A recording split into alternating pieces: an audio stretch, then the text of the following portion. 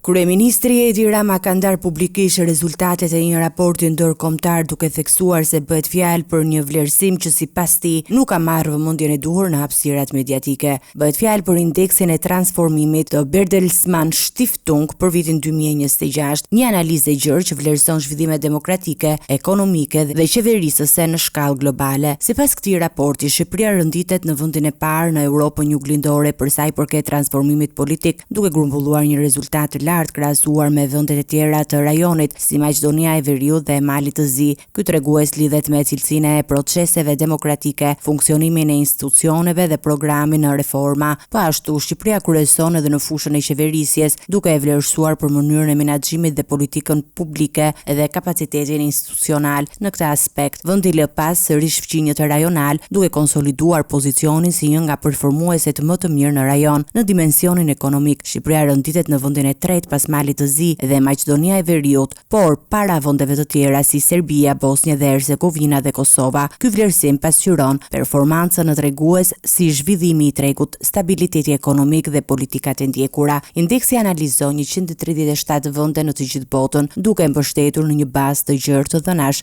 dhe ekspertizë ndërkombëtare. Për edicionin 2026, vlerësimi mbulon periudhën nga shkurti 2023 deri në janar 2025, duke ofruar një pasqyrë të përditësuar mbi ecurinë e reformave dhe zhvillimeve institucionale. Publikimi i këtyre të dhënave vjen në një klim të ndezur politike në Shqipëri, ku debatet mbi qeverisjen dhe reformat janë në qendër të diskutimit publik. Megjithatë, sipas këtij raporti, vendi paraqitet si një nga aktorët më të avancuar në rajon për sa i përket transformimit demokratik dhe performancës qeverisëse.